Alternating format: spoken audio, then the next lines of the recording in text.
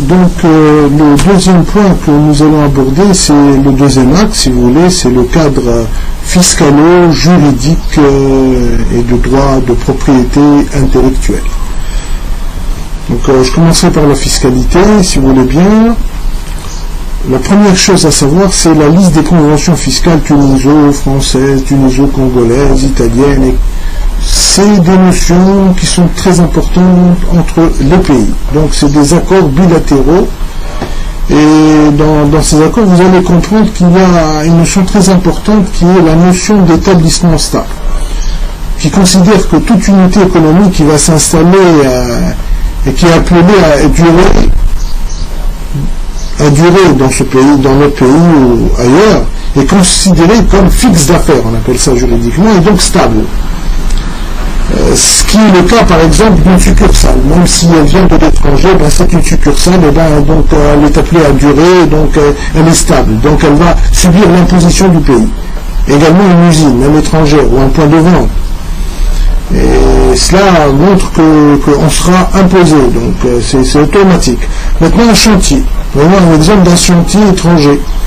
S'il dure moins de 6 mois, il ne sera pas stable, donc il ne sera pas imposé en Tunisie. Au-delà de 6 mois, il le sera.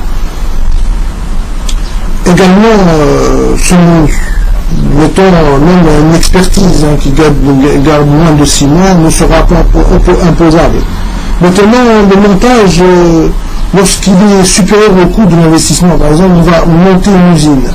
Et donc, ça se trouve que l'usine, le montage est supérieur aux équipements qui vont être mis en place, de 10%. Et là, à partir de là, la durée sera que de 3 mois, et au-delà de 2-3 mois, ce montage sera considéré comme un établissement stable et donc imposé en Tunisie. Maintenant, c'est une entreprise qui sera non résidente, mais stable. Oui. Il en est de même par exemple pour les représentations. Je peux représenter une entreprise, un groupement économique, une marque. Si maintenant le représentant de cette représentation en Tunisie est une...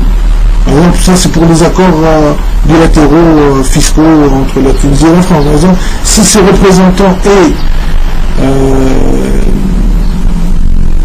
recrutée, donc elle sera automatiquement en régime d'établissement stable. Maintenant, si c'est une société étrangère, ou plutôt, je dirais, non pas une société étrangère, mais si c'est un cabinet qui va percevoir des honoraires, et donc elle sera considérée comme établissement non stable. Voilà, donc c'est important à savoir ces petits détails. Vous voyez, donc ces petits détails, combien ils peuvent avoir d'importance au niveau des conventions. Par exemple, également, lorsqu'on va faire un travail pour un étranger, donc on va faire une expertise, des conseils, donc on va percevoir de l'argent. Et là, il faut voir la retenue à la source, parce qu'il y a une retenue à la source, on va prélever du montant des honoraires un certain prix. Est-ce que ce prix, est-ce qu'il va être retenu? On veut la retenue, elle est exonérée. En général, il y a un certain montant à payer. Ça dépend des conventions qui auraient été mises en place. Donc il faut voir les conventions. Par exemple,